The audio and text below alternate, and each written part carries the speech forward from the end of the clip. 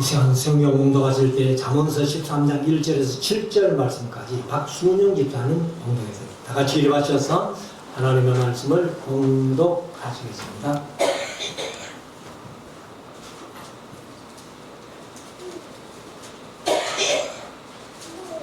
지혜로운 아들은 아비의 훈계를 들으나 거만한 자는 부지런함을 즐겨 듣지 아니하느니라. 사람은 입의 열매로 인하여 복록을 누리거니와 마음이 계사한 자는 강포를 당하느니라. 입을 지키는 자는 그 생명을 보존하나 입술을 크게 벌리는 자에게는 멸망이 오느니라. 게으른 자는 마음으로 원하여도 얻지 못하나 부지런 자의 마음은 풍족함을 얻느니라. 의인은 거짓말을 미워하나 악인은 행위가 흉악하여 부끄러운 데 이르느니라. 의인은 행실이 정직한 자를 보호하고 악은 죄인을 패망케 하느니라. 스스로 부한 채 하여도 아무것도 없는 자가 있고 스스로 가난한 채 하여도 재물이 많은 자가 있느니라. 아멘.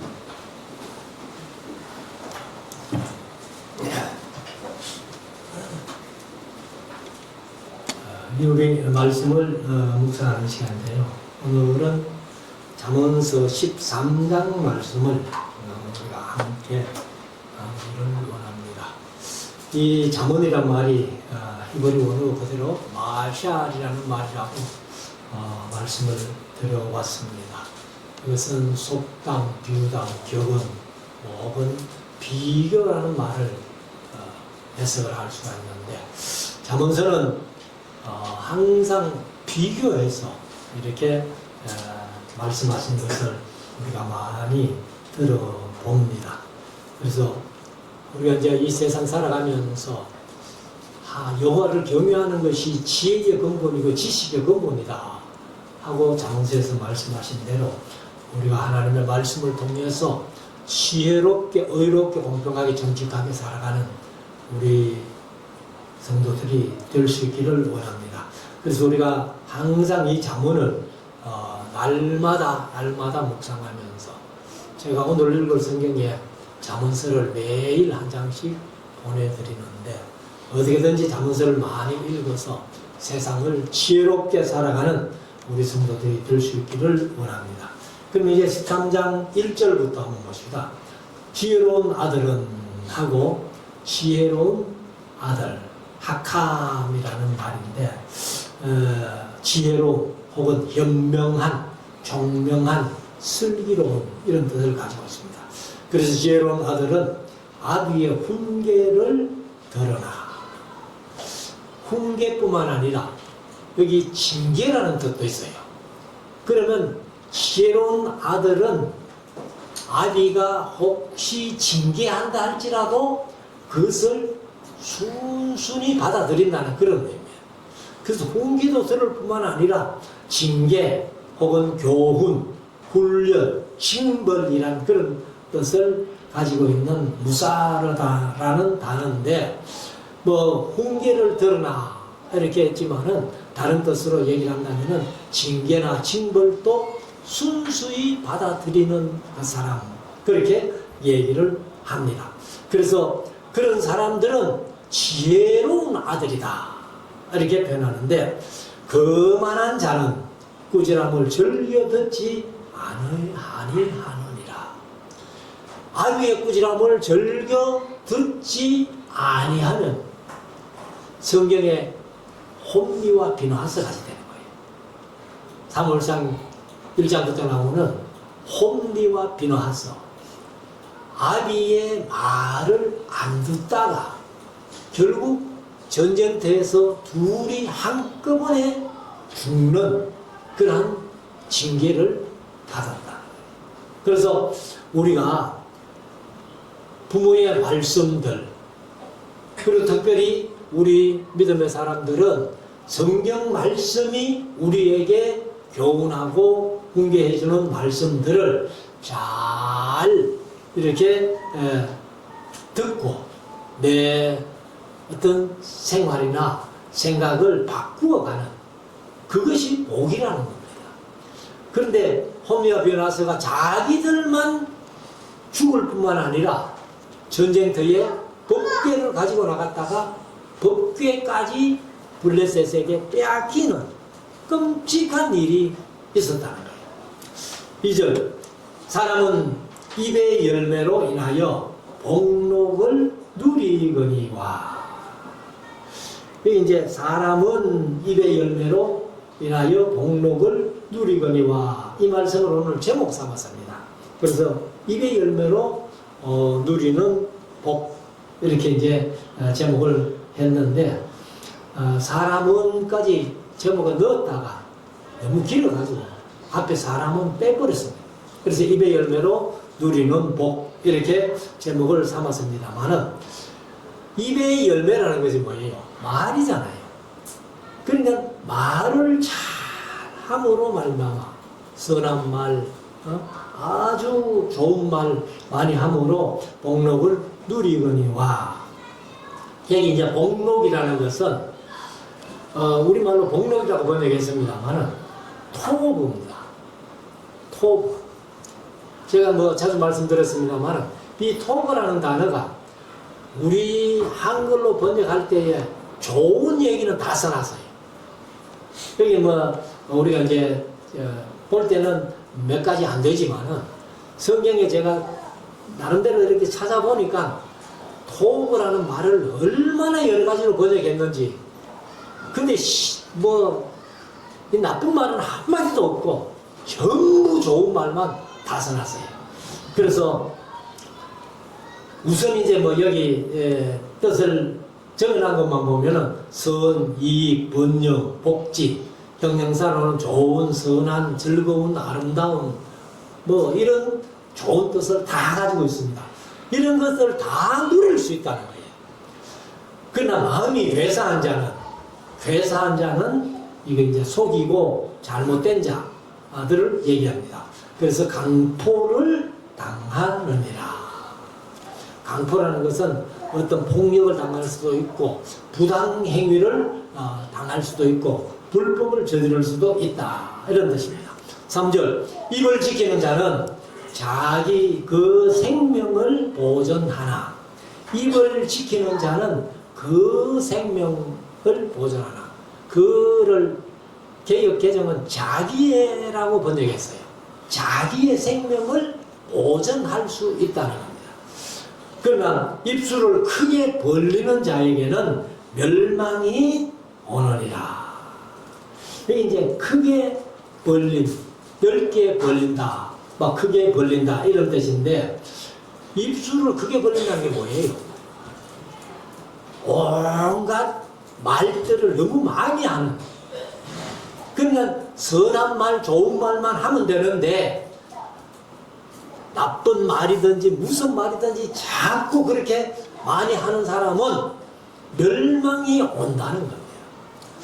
4절, 게으른 자는 마음으로 원하여도 얻지 못하나. 마음은 이거 해야지. 근데 몸이 안 따라가, 게을러서 안 따라가는 거예요. 그러면 얻을 수가 없죠. 마음이 원하면은 몸이 따라가고 그 행동으로 옮겨야 말하는 대로 얻을 수 있지. 마음만 있고 행동으로 옮기지 않으면은 얻지를 못한다는 거예요. 그러나 부지런한 자의 마음은 풍족함을 얻느니라. 부지런하다는 것은 바로 마음에 먹은 대로 행동으로 옮기는 삶이죠. 5절, 의인은 거짓말을 미워하나. 의인은 거짓말을 미워하나. 악인은 행위가 흉악하여 부끄러운 데 이르느니라.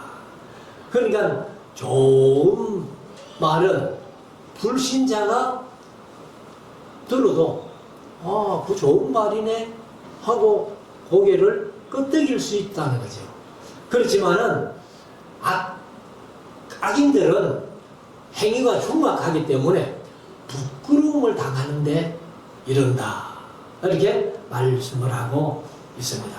그래서 우리가 사실은 이 성경 가운데서 잠언서를, 옛날에는 우리 어릴 때는 쪽복음이라는 것이 있었어요. 한 권을 이렇게 인쇄를 해가지고 책을 만들어가지고. 근데 쪽복음을 제가 다른 책은 못 본 것 같아요. 주로 이제 마태복음이 많이 쪽복음으로 나온 걸로 제가 기억을 하고 있는데, 이 잠언서 같은 것을 쪽복음으로 만들어가지고 전도지를 썼으면 좋겠다. 그 잠언이라고 하지 말고, 잠언이라 해놓으면요, 안 믿는 사람은 몰라요. 근데 이것을 제목을 아마 솔로몬의 지혜라고 이렇게 제목을 붙여가지고 잠언서를 쪽복음을 만들어가지고 이렇게 전도를 하면은 참 좋겠다. 근데 안 믿는 사람들도 솔로몬의 지혜는 알잖아요. 옛날 텔레비전에 솔로몬의 지혜, 무슨 솔로몬의 선택인가 뭐 하면서 솔로몬을 가지고 방송을 한번 하는 것도 있었는데, 아무튼 우리가 이제 이 솔로몬의 지혜서 잠언서를 우리가 귀중하게 여기고, 내가 날마다 이 잠언서를 묵상함으로 말미암아서 내 자신이 지혜롭게 살고, 믿지 않는 사람들에게도 이 성경을 통해서 지혜를 얻고 하나님을 알 수 있도록 하는 것이 우리의 삶 속에 얼마나 중요하겠나 하는 것을 생각을 해봅니다. 6절, 의는 하는데, 이게 이제 그냥 의보다는 개정은 공의라고 했어요. 공의, 의로움, 공의, 의로운 행위, 이런 뜻인데, 의는 행실이 정직한 자를 보호하고, 악은 죄인을 패망케 하느니라. 항상 이제 의와 악, 의인과 악인 뭐 이렇게 비교해서 계속 얘기를 합니다. 7절, 스스로 부한 채 하여도 아무것도 없는 자가 있고, 스스로 가난한 채 하여도 재물이 많은 자가 있느니라. 요즘 뭐 유튜브에 보니까 그런 게 많이 나오대요. 그래, 그름한 옷을 입고 어디 뭐 명품 매장에 간다든가 이러면은 옷 보고 그냥 무시해버리는. 그래서 뭐 그 이제 지위가 바뀌고 뭐 하는 그런 유튜버가 많이 있던데, 뭐 길지 않아 가지고 가끔 이렇게 저도 클릭을 해봅니다. 그런데 세상에 그런 사람들이 많잖아요. 돈이 많이 있으면서도 다른 사람들이 나를 어떻게 볼까 하는 그런 마음에 이래 좀 주리하게 입고 다니는 사람도 있지만은, 또 돈이 없으면서 또 명품 사가지고 입고 돈 많은 채 하는 그런 사람들도 우리가 많이 봅니다. 그래서 여기 말씀에 스스로 부한 채 하여도 아무것도 없는 자가 있고, 스스로 가난한 채 하여도 재물이 많은 자가 있다. 8절, 사람의 재물이 생명을 속할 수는 있으나, 이제 생명을 속할 수 있다는 말이 우리가 이제 속죄라죠. 속죄. 그래서 이 구속하고 대속이 좀 다르다고 제가 그렇게 말씀을 드렸습니다만, 여기도 이제 생명에 속할 수 있으나를 개역개정은 생명의 속전일 수 있다는 거예요. 속전이라는 것은 우리가 하나님 앞에 드려야 되는 대신에 값을 치러 드리는 게 속전이에요. 예를 들면은 민수기에 보면은 그 레위인들을 다 계수를 하고, 그 다음에 그 장자를 마다들을 다 계수했는데, 마다들보다 레위인이 적지요. 그래가지고 그 차이 나는 숫자만큼 돈을 계산해가지고 하나님 앞에 드리는 겁니다. 그런 게 이제 속전이에요. 그래서 우리가 이제 예수님께서 우리를 구속해 주셨다는 말은 값을 지불하고 나를 구해 주셨다는 그런 뜻이에요. 그래서 제가 늘 그런 뭐 강의하면서 사실 말씀드렸습니다만은, 구속이 뭐냐? 내 것을 내가 찾아오는데 값을 지불하고 찾아오는 거예요. 그게 이제 호세아서에 보면 호세아 3장에 그 구속을 설명할 수 있죠. 호세아 안에 가면 고멜이 호세아하고 결혼해가지고 아들 둘, 딸 하나 놓고 잘 살았으면 얼마나 좋겠어요. 근데 이 여자가 호세아를 버리고 또 다른 남자에게 가서 사는 거예요. 그러니까 하나님께서 호세아 보고 야, 너 안에 찾아와. 요즘은 뭐 교통이라도 좋지만은 그때는 휴대폰도 없고 교통도 나쁘고 걸어서 우리 옛날에 어릴 때 엄마 찾아 산말리 마누라 찾아 이제 가야 되는 거예요. 근데 어떻게 가서 호세아가 안에 있는 데를 알았어요. 가서 아내를 데리고 사는 남자에게 내 아내니까 내놔라 하니까 뭐래요? 뭐 네 아내를 데리고 가려면 값을 지불해야지. 그래가지고 값을 호세아가 지불하고 자기 아내를 찾아오는 거예요. 그게 구속이에요. 구속. 우리가 본래는 다 하나님의 건데 하나님 모르고 세상으로 갔다가 하나님께서 우리를 찾아오는데 그때 하나님께서 값을 지불하시고 우리를 찾아오시다는 거예요. 무슨 값을 지불했어요? 예수님의 피로 값을 지불하고 찾아온 거예요. 그게 구속입니다. 그래서 사람의 재물이 속전일수 생명을 이제 속할 수 있으나 가난한 자는 협박을 받을 일이 없느니라. 가난한 사람은 뭐 도둑 맞을 것도 아무도 없으니까 협박받을 일이 없는 거예요. 보통 제가 필리핀 선교사 친구한테 들으니까 한국 사람들이 가끔 필리핀에서 피살당한 그런 경우가 있잖아요. 그래서 처음에 그런 뉴스를 듣고 친구한테 좀 걱정이 돼가지고 한번 물어봤어요. 야, 그 신병 괜찮나?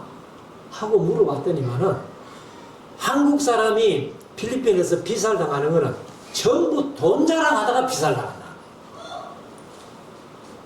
그러니까 한국 사람 만나면은 돈이 있다. 이래가지고 죽이고 돈 뺏어가는. 근데 돈 자랑 안 하면은 절대로 괜찮다는 거예요. 그래서 여기 다시 8절을 보면 사람의 재물이 생명을 속할 수는 있지만은 가난한 자는 협박을 받을 일이 없다. 9절 의인의 빛은 환하게 빛나고 악인의 등불은 꺼지느니라. 의인의 빛은 점점 정오의 빛같이 점점 환하게 되는데 악인의 등불은 꺼진다. 빛과 등불은 뭐 천지차인데도 악인은 그 등불조차도 꺼지고 만다는 겁니다. 10절 그만해서는 다툼만 일어날 뿐이라. 권면을 듣는 자는 지혜가 있느니라. 그러니까 서로 교만하면은 다툼밖에 일어날 게 없다는 거죠. 그러나 이제 권면을 달게 듣는 사람에게는 지혜가 생긴다. 이런 말씀이죠. 11절 망령되이 없는 재물은 여기 망령되이 얻은 재물 이렇게 표현하는데 이게 이제 헤벨이라는 말이 헛됨이라는 뜻도 있고 사실은 이제 증기, 숨이라는 뜻입니다. 전기가 나올 때는 눈에 보이죠. 근데 금방 없어져 버리잖아. 숨은 나는 느끼지만은 그 숨 쉰다는 게 뭐 표시가 없잖아요. 그렇게 얻은 재물은 줄어가고 손으로 모은 것은 늘어가느니라. 그러니까 우리가 뭐 복권 같은 거 너무 좋아하면 안 된다는 거예요. 그래서 우리가 사실 내 손으로 소박하게 일해서 얻은 재물은 아낄 줄 알지만은 그냥 무노동으로 얻은 재물들이 결코 그게 우리에게 큰 유익이 안 된다는 거예요. 자, 12절. 소망이 드디 이루게 되면 그것이 마음을 상하게 하나니 소원이 이루어지는 것은 곧 생명나무라. 그러니까 우리가 간절한 소망을 가지고 있는데 이게 빨리 안 이루어지면은 내가 뭐 잘못했나 하고 그런 마음의 섭섭함이 있잖아요. 그래서 마음을 상하게 하지만은 소원이 이루어지는 것은 곧 생명나무라고 그렇게 말씀을 하고 있습니다.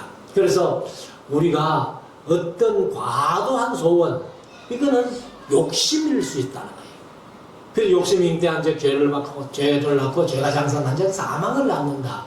그래서 소원이 잘 이루어져 가는 것은 바로 생명나무라고 그렇게 표현을 합니다. 13절. 말씀을 멸시하는 자는 패망을 이루고, 여기 우리말로 번역 안 된 게 하나 있는데, 패망을 이루고 하는 앞에 멸시하는 자와 패망을 이루는 그 중간에 자기에게 그랬어요. 자기에게. 말씀을 멸시하는 자는 자기에게 패망을 이루고, 계명을 두려워하는 자는 상을 얻느니라. 그래서 우리가 성경에 보면 하나님이 가장 싫어하는 일이 교만인데, 사실 세상 사람들은 뭐가 교만인지 잘 몰라요. 그냥 내 욕심대로 하고 싶어 하는 게 교만이라 뭐 이런 생각을 하는데, 사실은요, 하나님의 말씀을 멸시하고 듣기 싫어하는 자가 그게 교만입니다. 그래서 성경을 멸시하는 게 최고의 교만인데, 지금 뭐 세계의 유명한 학자들 중에서도 하나님 말씀을 무시하고 또 하나님 자체를 무시하는 그런 사람들이 얼마나 많아요. 세상적으로는 좀 똑똑할지 몰라도 그 사람들은 세상에 최고로 교만한 사람들이다. 그러면 반대로 하면은 하나님의 말씀을 주야로 묵상하는 자가 복 있는 사람인데, 그 사람이 겸손한 사람이에요. 그냥 내가 겸손하니까 하나님의 말씀을 내가 받아들이고 그 말씀대로 순종해 보겠다는 마음이 생기는 겁니다. 그래서 우리가 성령을 바로 배우고 바로 알아간다는 것은 하나님 앞에 겸손한 마음의 자세다. 14절. 지혜 있는 자는 지혜 있는 자의 교훈은 생명의 샘이라.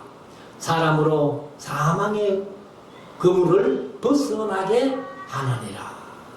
그래서 지혜 있는 자의 교훈, 이제 솔로몬 같이 뭐 전도서를 쓰고 잠언서를 쓰고 아가서를 쓰고 했던 그런 교훈들은 생명을 얻는 샘이 된다는 거죠.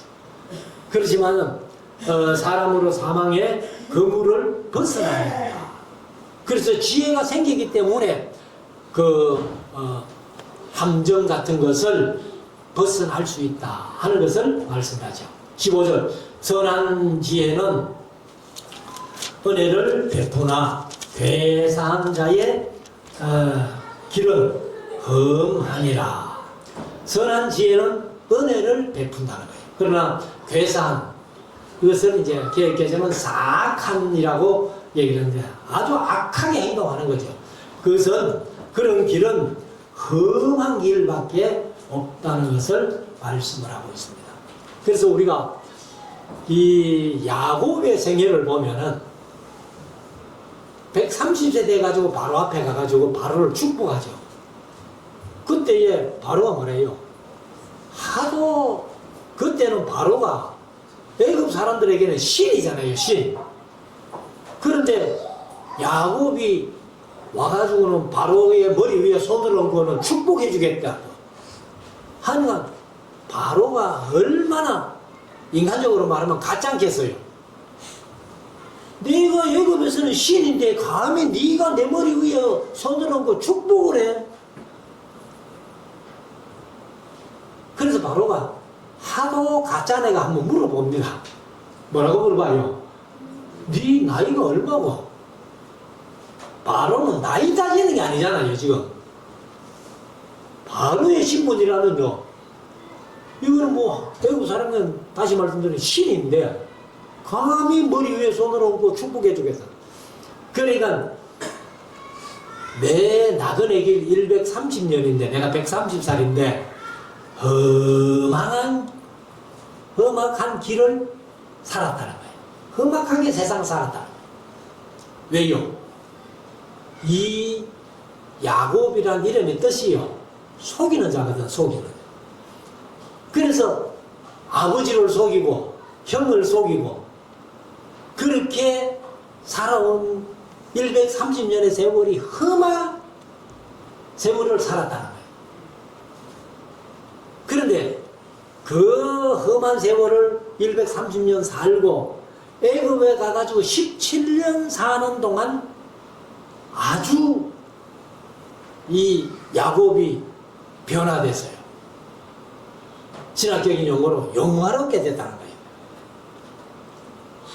그래서 이 야곱이 마지막에 그 에브라임과 므나세를 축복할 때에 눈이 어두워서 안 보이는 상태에서 이 요셉이 에브라임과 므나세를 끌고 들어갈 때 므나세가 맞이고 에브라임이 차자니까, 그러니까 이제 오른손에 이 므나세가 이제 그러면 야곱 입장, 이제 요셉 입장에서는 이 왼손에 므나세를 데리고 오른손에 에브라임을 데리고 야곱에게 똑바로 들어가면은 야곱의 손이, 오른손이 므나세의 머리 위에, 왼손이 에브라임의 머리 위에, 그래가지고 축복해 주라고 데리고 들어갔는데 눈이 어두운 상태에서 야곱이 어떻게 했어요?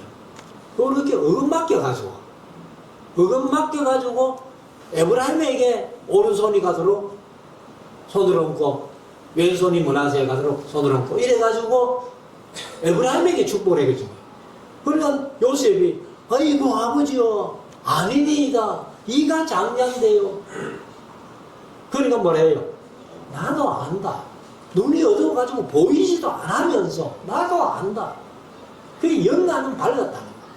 그만큼 야곱이 이제 변화된 삶을 17년 동안 살았어요. 근데 130년은 험한 길을 걸었다, 험한 세월을 살았다, 이렇게 표현했죠. 자, 16절. 무릇 슬기로운 자는 지식으로 행하여도 미련한 자는 자기의 미련한 것을 나타내느니라. 슬기로운 자와 미련한 자를 비교해서 말씀을 하고, 17절. 악한 사자, 이게 라이온이 아니고 사자가 아니고 사자, 메신저. 사자는 재앙에 빠져도 충성된 사신이나 사자나 똑같은 말이에요. 그래서 사신은 양약이 되느니라. 그래서 하나님께서 보내주셔가지고 하나님이 시키는 일을 잘하는 사람이 충성된 사자고 충성된 사신이 되는 거죠. 그런데 악한 사자는 재앙에 빠진다는 겁니다. 18절. 훈계를 저버리는 자에게는 궁핍과 수욕이 이르거니와 경계를 지키는 자는 존영을 받느니라. 존영을 받는다는 말은 영화롭게 된다, 존귀하게 된다, 이런 뜻입니다. 19절. 소원을 성취하면 마음에 달아도, 소원을 성취하는 마음에 달다는 얘기요. 이제 달다고 번역했는데 아레브 하는 말이 즐거워하다, 기뻐하다, 그리고 달다는 뜻도 있어요. 근데 이제 달다는 뜻도 있는데 달아도라고 번역했는데 사실 마음이 즐겁다는 거죠. 마음이 기쁘다는 거죠. 그래서 소원을 성취하면 마음이 즐거울 수밖에 없잖아요. 그래서 이제 여기는 그냥 달다라고 그렇게 표현했는데 달아도 미련한 자는 악에서 떠나기를 싫어하느니라. 그래서 미련한 사람, 게으르고 한 사람들은 이 악에서 떠나기를 싫어한다는 거예요. 그럼 악에서 계속 그 길로 가면은 결국은 멸망의 길밖에 없다 하는 것을 우리가 볼 수가 있습니다. 자, 20절. 지혜로운 자와 동행하면 지혜를 얻고. 이게 당연한 거죠. 지혜로운 자와 동행하면 지혜를 얻고, 미련한 자와 사귀면 해를 받느니라. 해가 악하다, 나쁘다 이런 뜻이에요. 그럼 악한 길로 갈 수밖에 없죠. 제가 어릴 때 할머니 밑에 살면서 할머니가 늘 하시는 말씀이 친구 잘 사귀리, 친구 잘 사귀리. 어릴 때 제가 얼마나 많이 들었는지 몰라요. 제가 자주 말씀드렸습니다만 친구를 데리고 가면 초등학교 때부터 고등학교 다닐 때까지 친구를 데려가면 할머니 하시는 말씀이 부모 팔아 친구 산다는데, 부모 팔아 친구 산다는데 좋은 친구 되그래, 좋은 친구 되그래. 그 말씀을 많이 들었어요. 그래서 지혜로운 자와 동행하면 지혜를 얻고 미련한 자와 사귀면 해를 받는다, 나쁘게 된다. 21절. 재앙은 죄인을 따르고 선한 보응은 의인에게 이르느니라. 사실 여기 이제 선한 보응은 했는데 보응이라는 말은 그 원어에 없어요. 근데 이제 재앙이 죄인을 따르는데 선한 의로운 일을, 이제 선한 일, 의로운 일은 의인에게 이른다. 그래서 보응을 했는데 이거는 보응이 아니죠. 의인에게 이르는 것은 보상이죠. 보상. 근데 왜 이걸 또 보응이라고, 원에도 없는 말을 보응이라고 그렇게 했는지는 모르겠어요. 자, 22절. 선인은 그 산업을 자손손에게 끼쳐도 죄인의 재물은 의인을 위하여 쌓이느니라. 그래서 사실은요, 악한 사람이 재산을 많이 모으는 것은 하나님의 뜻을 행하는 사람을 위해서 저축하는 것이다, 이렇게 얘기를 한 사람이 있어요. 아마 그게 성경인 것 같아요. 악인들이 재산을 많이 모아놔도 악인들이 지가 그걸 다 못 쓰고 의인들이 하나님의 일을 위해서 그것을 쓸 수 있다. 그렇게 실컷 살았는데 누리지 못하는 사람들 많지요. 자, 23절. 가난한 자는 밭을 경작함으로 양식이 많아지거늘 혹 불의로 인하여 가산을 탕진하는 자가 있느니라. 그래서 우리가 이제 가난한 자는 밭을 경작함으로 양식이 이제 점점 쌓이죠. 많아지는데 혹 불의로 인하여 가산을 탕진하는 자들도 있다. 그렇게 얘기를 합니다. 자, 24절. 오늘날 우리가 새겨들어야 할 말씀인데, 초다를 참아 못하는 자는 그 자식을 미워함이라. 자식을 사랑하는 자는 근실히 징계하느니라. 제가 자주 말씀드렸습니다만 지금 법이 잘못돼 가지고 부모가 돼도 자식들을 참아 매진하면 못하는 이런 세상을 우리가 살고 있어요. 그래서 요즘 그 인터넷에 보니까 참교육, 넷플릭스에서 참교육이라는 것이 그 방영이 되는데 그게 뭐 세계의 일이라는 거예요. 벌써 뭐 40몇 개국으로 뭐 이게 수출되고 뭐 이렇다는데, 저도 이제 그걸 이렇게 보니까 좀 폭력적인 그거는 있어도 마음은 시원하더라고. 뭐 요즘 세상이 이래가지고 자기 자녀도 아마 매질 한번 못하고 충고 한번 못하는데, 그래서 그 뭐 배우가 뭐 김무열이든가 하는 사람인데 지금 톱스타가 됐다는 거예요. 그래서 사실은 하나님의 말씀은 부모의 어떤 성질을 못 이겨가지고 자녀를 추궁하는 게 아니라, 처단하는 게 아니라 사랑하는 마음으로 그렇게 매질을 해야 된다. 근데 차마 처단을 못한 사람은 자녀를 미워하는 것과 똑같다는 것을 얘기를 하고 있잖아요.